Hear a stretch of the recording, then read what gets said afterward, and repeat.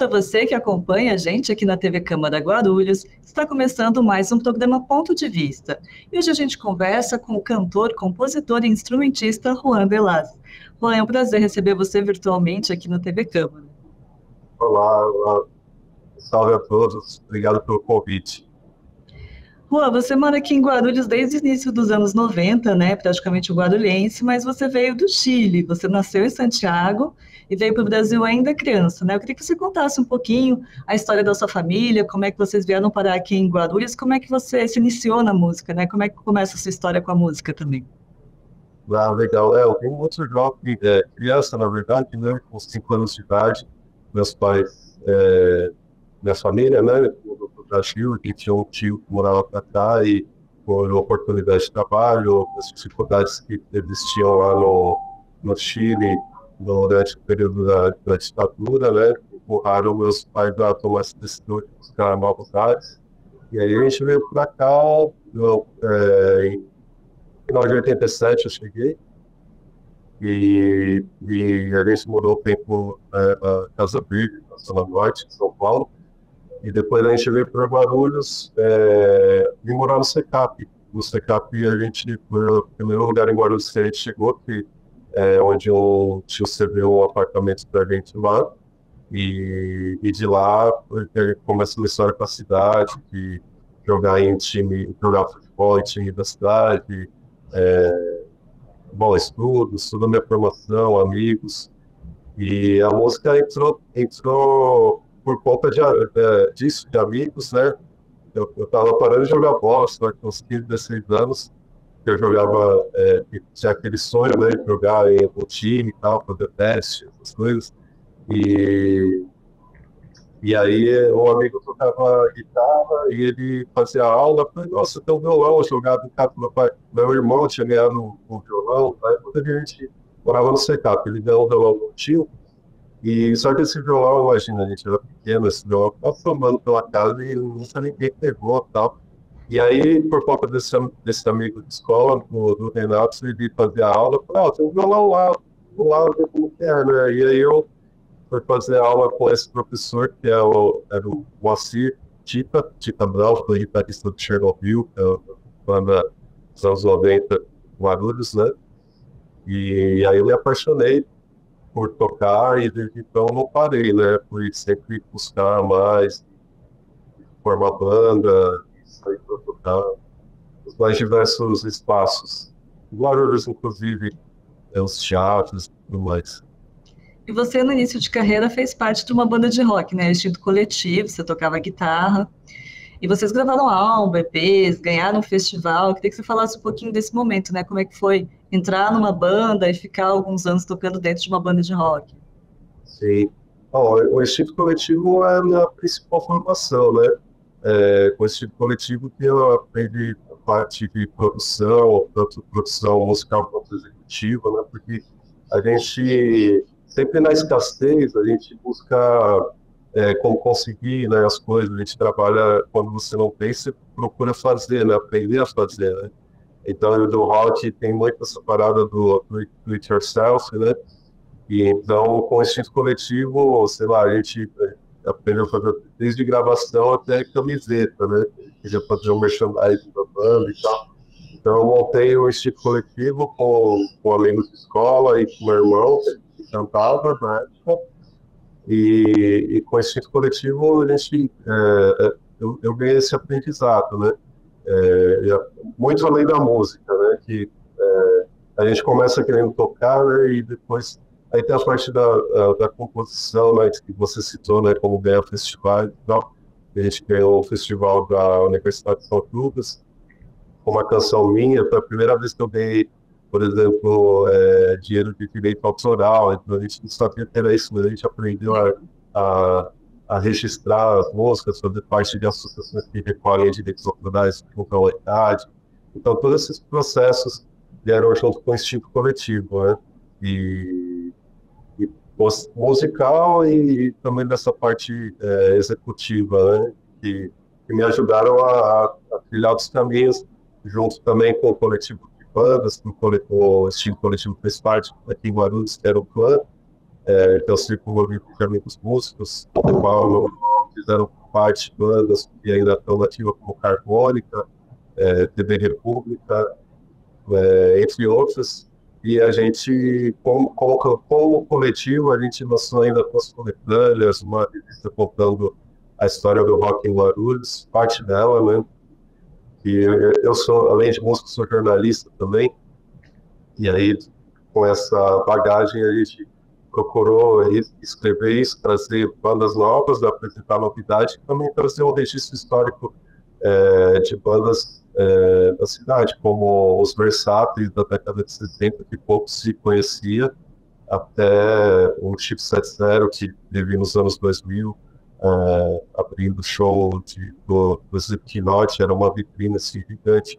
Então, a gente quis resgatar essas histórias, apresentar para a sociedade guarulhense, né, que foi um projeto João Pofo Cultura, né, que a gente conseguiu patrocínio do Pofo Cultura, e também uma coletânea gravada com qualidade em estúdio profissional, top, em São Paulo, em Pinheiros, que a gente, ali foi outra escola também para a gente, que a gente teve contato.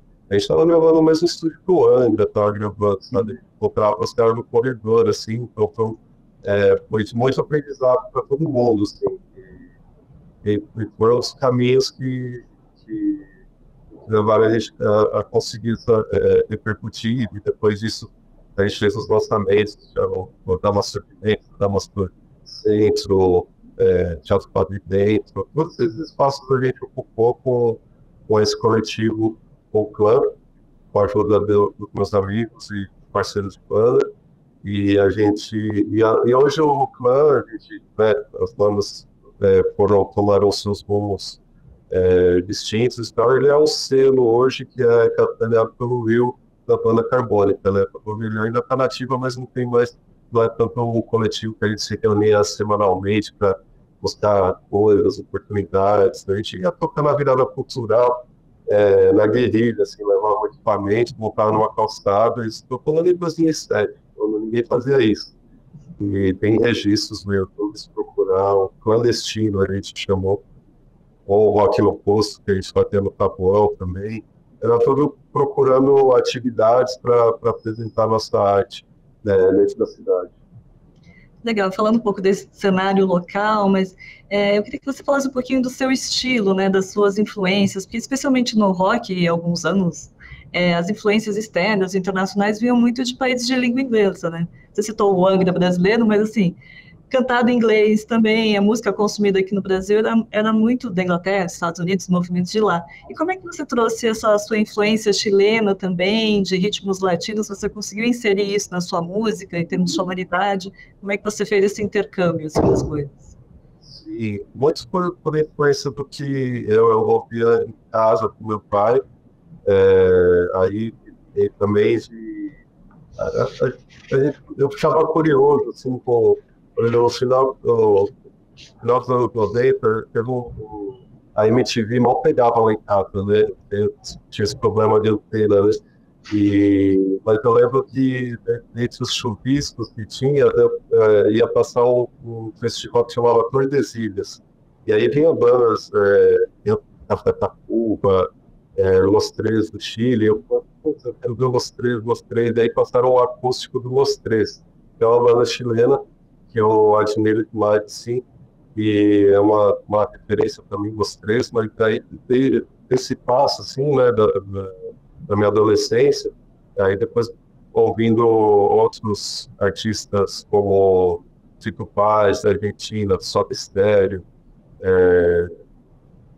hoje Parker Drexler, né, do Uruguai, da Colômbia, tem o Juanes, são artistas não necessariamente só de rock, né, onde eu paro para ouvir também mais música folclórica, como Victor Jara, Violeta Parra, do Chile, também Silvio Rodrigues, de Cuba.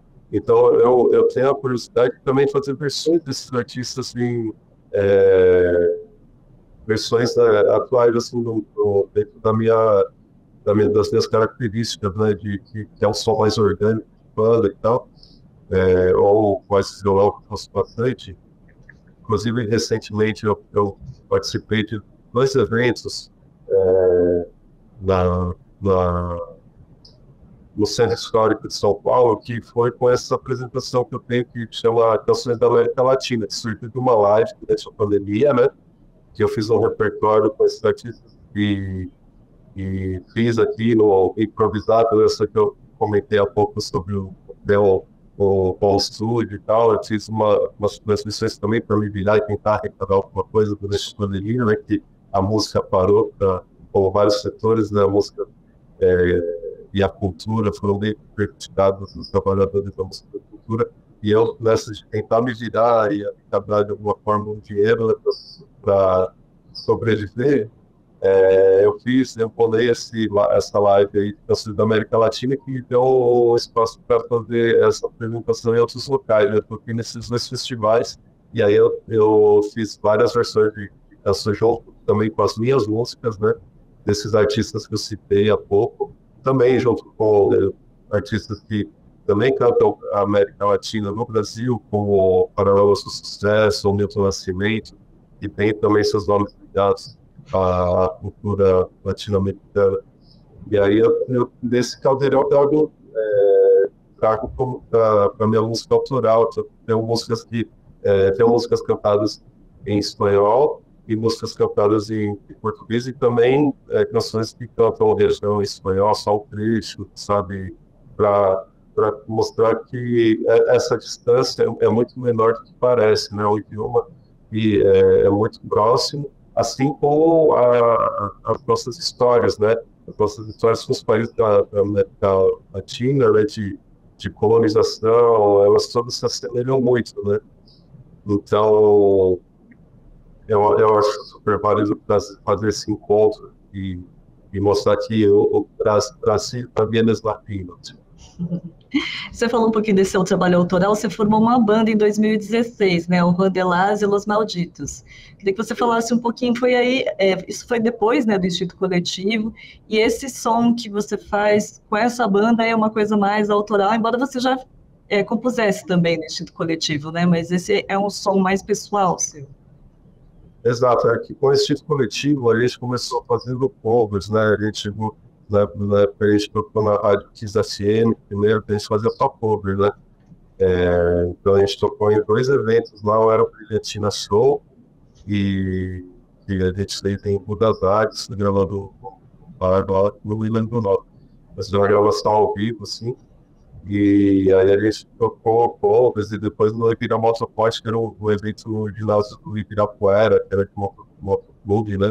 Da Associação dos Motoclubes do Estado de São Paulo, era uma parada assim. E só depois disso que a gente começou a compor e sacar, assim, né? Mas o som era bem mais pesado, tenso, político, as situações eram outras.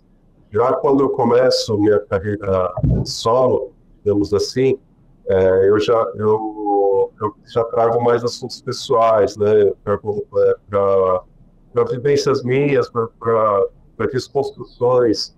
E é uma parada um pouco mais profunda, talvez, né? Que quando você fala do eu, desses sentimentos mais, e cantar essas canções em espanhol, às vezes me trazem. Faz com que eu tenha uma facilidade de me expressar alguns sentimentos que estão ali mais escondidos, e talvez em português eles não saíssem tão bem, não sei. É uma pira assim, né? Mas eu sinto isso, né? Que às vezes essas músicas cantadas. Minha esposa brinca comigo, que ela fala que o latino sofre muito, né? Que se não e tal. Então talvez tenha um pouco disso nessas composições. Você lançou um EP em 2018, né? Chamado Euforia ou Euforia. Eu brincadeira. Fala um pouquinho, são 3 músicas, né? Tempo, Somos Todos Estrangeiros e Tremor Essencial. Isso. Então, esse EP eu gravei no home studio, na época no apartamento. Ainda traz um pouco da sonoridade, né, desse tipo coletivo, que são as guitarras mais pesadas, mas os temas já são mais leves, né? mas eu lembro que esse trabalho, assim, comparado com o que eu tenho tocado atualmente, ele ainda foge um pouco, né? Ele tem as características, mas eu me orgulho bastante. Eu gravei todos os instrumentos, é uma loucura isso. Mas ali tem elementos latinos, né? Em Somos Todos Estrangeiros, por exemplo, eu trago um pouco de salsa ali, com cumbia, e também essa ideia de cantar parte da música em espanhol, em português, né? E a música Somos Todos Estrangeiros, sabendo que a gente tem o direito de ocupar o lugar e ser do lugar da onde a gente está, né? Não somente de onde a gente veio, mas a gente pertencer ao lugar onde a gente está, né? A gente tem o direito de ocupar esses espaços, a música fala disso. Tremor Essencial já é uma coisa que fala mais sobre depressão, e como eu disse antes, né, que eu conseguia expressar coisas, né, mais pessoais, né, que o tremor essencial é uma doença silenciosa, mas que quando você guarda muitos sentimentos, que você não põe eles para fora. Eu tenho uma tremedeira, uma leve tremedeira nas mãos, eu estou parado, meu mão está tremendo sozinha, e coisa de neurologista avaliar e falar que é o teu corpo falando, ó, você tem que pôr para fora. E aí, esse é o tremor essencial, que é tratado com remédio, mas eu não quis o tratamento e decidi colocar isso na música, colocar isso para fora de alguma forma, e tenho tentado expressar isso para não ter esses tremores, né? Que não é nada grave, assim, mas ele às vezes atrapalha, assim, né? Vou dar uma... Enfim. E Tempo, a primeira música, né? Ela tem esse vocal muito legal. Eu gosto muito do guitarras que eu gravei, consegui. Eu recebo muitos elogios pelos timbres que eu consegui tirar e a harmonia realizada, mas ela traz uma leveza também. A gente falar do tempo que a gente quer que passe logo, que seja breve, que volte. E a gente sempre tem essa briga com o tempo, né? Essa coisa que a gente nunca está satisfeito, né? Que a gente quer que ele passe de acordo com a nossa necessidade, e às vezes o tempo não nos espera, né? E o nosso tempo desse bloco está acabando. A gente vai fazer um pequeno intervalinho e vamos fechar esse bloco com um trechinho de Somos Todos Estrangeiros. Daqui a pouquinho a gente volta com mais pontos de vista.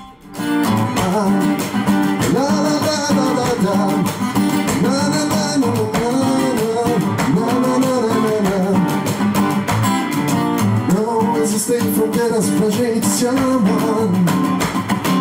Somos todos estrangeiros, não vá me julgar. Sem espaço definido, mas com todo o direito de ocupar. Não existem fronteiras pra gente se amar. Ásia, África, Europa ou Jardim de Alá. Sem espaço definido,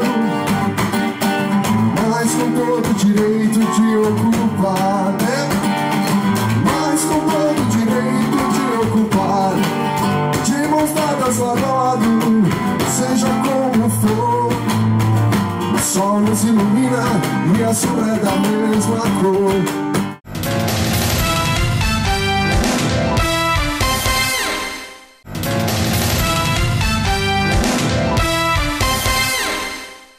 Voltamos com o ponto de vista, hoje recebendo o músico Juan Delas. Juan, você falava um pouquinho dessa questão da pandemia, né, que afetou todo mundo, mas o setor da cultura, da música, foi bem afetado pelas restrições impostas, né? Você, antes da pandemia, estava juntando material para lançar um álbum. Eu queria que você falasse como é que está esse projeto, se deu uma parada, se pretende retomar isso, porque você tem músicas novas também, né?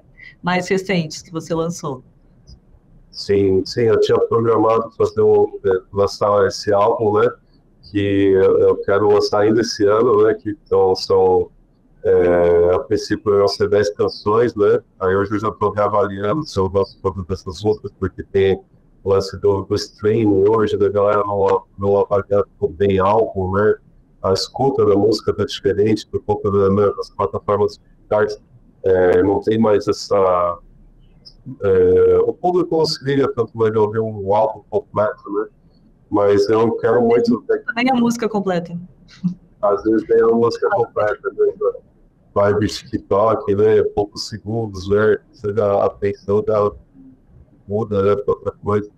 Então, eu vou realizar isso, tomara que agora, ainda nesse segundo semestre, né? Eu consiga tudo isso. E porque eu tenho, né? Além das oportunidades que estão aparecendo de shows e tal, entendeu? A gente fala da pandemia, logo depois da pandemia, a parte da música ainda estava muito lenta, viu? Assim, eu gosto de alguma coisa para trabalhar e tal. E eu fui trabalhar numa ONG, dando aula de musicalização para a comunidade na Nível. É aqui, na divisa com Guarulhos, ali na Galvão, né? É de São Paulo já. E eu passei 5 meses lá lecionando, né? Para turmas que tinha alunos de 5 a 70 anos. Assim. Era aid, história, as turmas, mas foi incrível, assim, para mim, eu tive um aprendizado grande, assim, muito além da música, e eu fiz muitos amigos lá também, e foi fantástico para mim, e aí nessa daí, também depois logo em seguida, eu recebi o convite para trabalhar na programação do Sesc Guarulhos, e aí, como eu tinha falado, né, do aprendizado que eu tive com esse tipo coletivo, né, que vinha né, da parte musical até executiva, me levou a trabalhar na programação lá. Então, eu fiquei 4 meses também trabalhando lá. Eu tive contatos com artistas como o Let Go, da Loportes, com o Ira, foi fantástico, né, Cavaleiro. E eu lá tirar fotos com eles, chipado nele. Eu falava, eu vou ver o Loportes. Eu entrei no camarim, esse viu o Loportes, eu catei, né, tipo, e sem reação. Mas foi muito legal. E você também deu oficina lá no Sesc, né?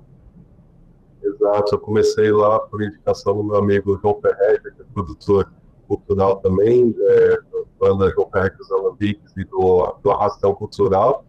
Ele me indicou para dar uma oficina lá, eu dei uma oficina de pedais de guitarra, né, de setup de pedais de guitarra, e também depois uma oficina que eu mandei a proposta de prática de banda, né, que era, como eles têm um estúdio lá, com tudo, equipamentos, instrumentos, tudo, era só chegar lá e quem tivesse interessado chegar para tocar, e aí, né, conhecer outras pessoas, tal, foi muito legal. E aí foi onde eu comecei lá, trabalhando no Sesc, e depois recebi o convite para trabalhar na programação, e aí foi outra etapa. Então, e o Sesc é um espaço muito importante para a cultura do estado, né, que além de tudo que oferece, né, ainda tem a parte da valorização, né, do artista, do músico, a gente é sempre bem recebido e remunerado no Sesc. Com certeza. E também um espaço de troca muito grande, né, entre os artistas locais, embora você já tenha feito parte do projeto Clã, que também já tinha esse intuito, Arrastão Cultural, vocês estão sempre em conexão, né, fazendo parceria, os músicos daqui da cidade, mas o Sesc oferece essa estrutura maior, profissional, né, para as pessoas daqui se apresentarem. E eu queria que você falasse um pouquinho sobre essas músicas mais recentes que você gravou. Tem Extravios, que é baseada em um poema de uma amiga. Eu queria que você falasse, porque é um poema musicado, você adaptou esse poema, como é que é a história dessa música? Um poema musicado da minha amiga Rocinha Moraes, né, artista guarulhense. A gente estava no sarau, e ela mostrou para mim, ela chegou muito contente que ela tinha o poema dela tinha entrado numa compilação de poetas peronistas da Argentina.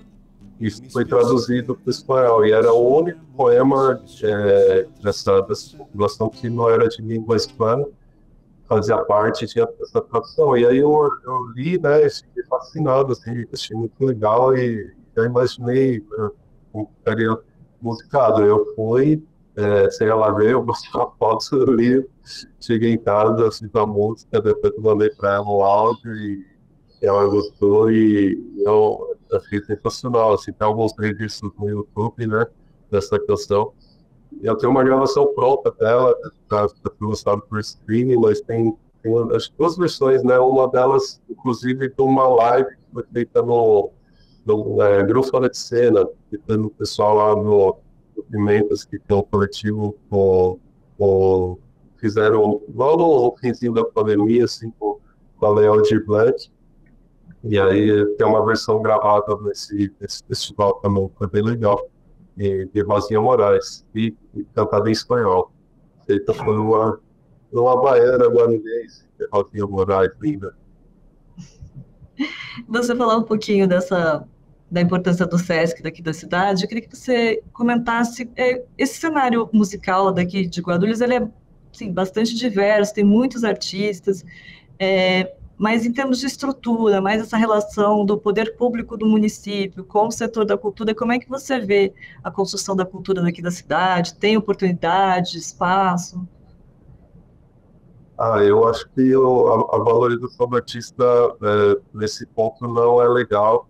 Teve, assim, no poder público, eu vi algum avanço assim, na parte do conservatório, né, que tem os cursos regulares, está bem estruturado, né, mas da parte artística, eu acho que não, os espaços continuam os mesmos, assim, há anos sem...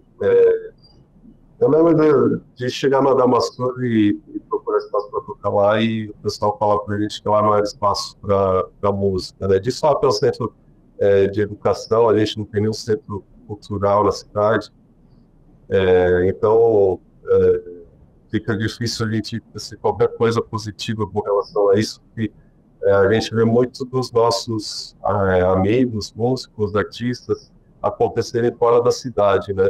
A gente não tem dentro da cidade assim esse conhecimento pequeno para não dizer nulo, né? Então eu digo isso desde de várias linguagens, né? Falar de música, a gente pode falar do Edgar, que está voltando aí no país todo, fazendo turnê na gringa, tantos amigos indo tocar fora, até artistas plásticos, né? Com a Aline Fonseca, do cinema, o pessoal que se organizou com a CIG, né? Que tem levantado a bola do cinema, assim, tem um coletivo muito legal, mas tudo fora, assim, eu acho que acontece muito, e eu gostaria de ver esse crescimento aqui nos espaços daqui, que a gente tivesse estrutura, palcos, até a valorização do artista aqui, daqui na cidade. Recentemente eu fiz uma apresentação com um grupo, que é o Sexy Blonde, que faz parte do Victor Kali, que é um dos grandes artistas, grandes nomes aqui da cidade, e o show foi na nossa casa, na Vila Madalena, e eles fizeram lá, por conta do pessoal que trabalha lá, saiu de Guarulhos, vários amigos lá, eles fizeram uma noite guarulhense. Então eles queriam que artistas da cidade que eu já estou imaginando, a Vila Madalena. Aqui, onde que a gente só teria isso? Então, os amigos guarulhenses, artistas guarulhenses, produtores, né, criaram uma noite guarulhense na Vila Madalena, e foi incrível, assim. Lá também pude tocar com Arlen Noah, que é um outro talento gigante, assim, é um cantor, compositor que encena espetacular, assim, e que a gente tocou recentemente com Guarulhos no primeiro festival LGBTQIA+AT, que teve ali na nossa casa, né? E foi bem legal, mas se você pensar no público, quem sabia que estava rolando esse festival, era muito pequeno, então eu acredito que o Guarulhos engatinha nisso. Se a gente pensar que Guarulhos é a maior cidade em termos de população, não capital do país, a gente tem muito pouca cultura. Precisaria de muito mais. Eu acho, no mínimo, centros culturais, espaços assim, porque não é possível que a gente tenha que sair daqui para ser visto em outras cidades por cidadãos guarulhenses. É isso. Mona, nosso tempo está acabando. Mas para fechar, eu queria que você deixasse também suas redes sociais, quem quiser conhecer seu trabalho. A gente vai terminar esse programa com Dicotomia, que também é um trabalho mais recente seu, se você puder falar um pouquinho sobre do que diz a música, e não esquece de passar suas redes sociais para o pessoal conferir. Legal. A dicotomia fala sobre essa recente polarização do país, né? Já está no nome, né? A gente ter um olhar mais fraterno para a gente como sociedade, ouvir mais nosso coração e não tanto essa briga que veio com essa parte desse ódio embutido, né, em posições políticas e tal. E a gente tem que ter claro essa luta contra o fascismo, sim, mas também a gente tem que ter um olhar fraterno para a sociedade, para essas nossas relações, né? E essa música fala disso, toca bastante no que eu acredito, né? E para quem quiser me seguir, minhas redes sociais, o meu YouTube meu YouTube, youtube.com/JuanDelas, Facebook, Instagram, @JuanDelas oficial, JuanDelas com J. E aí? Legal, obrigada, Juan. Te agradeço a sua participação aqui na TV Câmara. Muito obrigado, Renan, pelo abraço do todos e assistem a gente e até a próxima. Bom, esse foi então o ponto de vista de hoje com o músico Juan Delas, e agora vocês conferem um trechinho de Dicotomia. Não saia daí. TV Câmara Guarulhos, canal da cidadania. De tu lógica binaria yo no quiero nada. Dicotomía sin sentido, viste la muralla. Y mi gente dividida, sangra, reza, se pedida. Gran pecado, la ignorancia viene a representar. A punta de dedos a juzgar lo que no encuentra correcto. Pinta de gris las acuarelas contra lo moderno. Y mi gente dividida, dispara, mata, es enemiga. Lejos queda la esperanza de ver todo cambiar. No puedo más callar mi corazón. Quiero despertar sin más desilusión y ver más allá que dualidad. Y por fin encontrar amor y felicidad.